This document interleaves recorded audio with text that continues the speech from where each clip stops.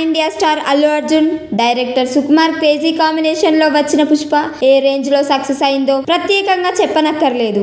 ఈ మూవీకి Allu Arjun national award కూడా అందుకున్నాడు. ఈ మూవీ సౌత్ లోనే కాక నార్త్ లోనూ ఆడియన్స్ ని విశేషంగా ఆకట్టుకుంది. ఈ నేపథ్యంలో వీరిద్దరి కాంబోలో రాబోతున్న పుష్ప 2 పై అంచనాలు భారీగా నెలకొన్నాయి. ఇప్పటికే విడుదలైన టీజర్ సినిమాపై అంచనాలని మరింత పెంచేసింది. అల్లు అర్జున్ ని మరింత మాస్ గా చూపించడం కోసం డైరెక్టర్ సుకుమార్ స్పెషల్ కేర్ తీసుకుంటున్నారని టాక్. తాజాగా పుష్ప 2కి సంబంధించి అదిరిపోయే అప్డేట్ బయటకు వచ్చింది. అసలు పుష్ప 2 షూటింగ్ ఎప్పుడైతే మొదలైందో అప్పుడే బన్నీ అభిమానుల్లో వైబ్రేషన్స్ మొదలయ్యాయి. అందుకు తగ్గట్టుగా శరవేగంగా షూటింగ్ చేస్తూ మూవీ అప్డేట్స్ అందిస్తూ ఆడియన్స్ లో క్యూరియాసిటీ పెంచుతున్నారు. భారీ అంచనాల నడుమ తెరకెక్కుతున్న ఈ సినిమాలో పాన్ ఇండియా ఆడియన్స్ కోరుకునే ఎన్నో అంశాలు పుష్కలంగా ఉన్నాయని చెబుతున్నారు.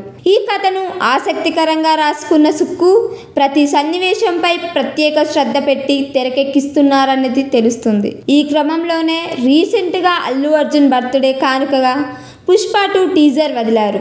ఇది చిన్న వీడియోనే అయినా ఫ్యాన్స్ హుషారెత్తేలా ఉంది. దద్దరిల్లే బ్యాక్గ్రౌండ్ మ్యూజిక్ తో వచ్చిన వీడియోలో అల్లు అర్జున్ లుక్ అట్రాక్షన్ అయ్యింది. విడుదల చేసిన కాసేపట్లోనే రికార్డుల వేట షురూ చేసిన పుష్ప 2 టీజర్ ప్రస్తుతం నెట్టింట రచ్చ చేస్తోంది. తాజాగా ఈ సినిమాకు సంబంధించి అల్లు అర్జున్ ఫ్యాన్స్ పిచ్చెక్కిపోయే న్యూస్ బయటకొచ్చింది. చిత్రంలోని ఓ 10 నిమిషాల లోపే ఉండే ఎపిసోడ్ కళ్ళు చెదిరేలా గతంలో ఏ సినిమాలో చూడని విధంగా డిజైన్ చేసి రూపొందిస్తున్నారని తెలుస్తుంది. ఈ ఒక్క సీన్ కోసం ఏకంగా 50 కోట్లు ఖర్చు చేస్తున్నారని అంటున్నారు. ఈ సన్నివేశం చిత్రీకరణకు సుమారు నెల రోజులు పట్టిందని సమాచారం.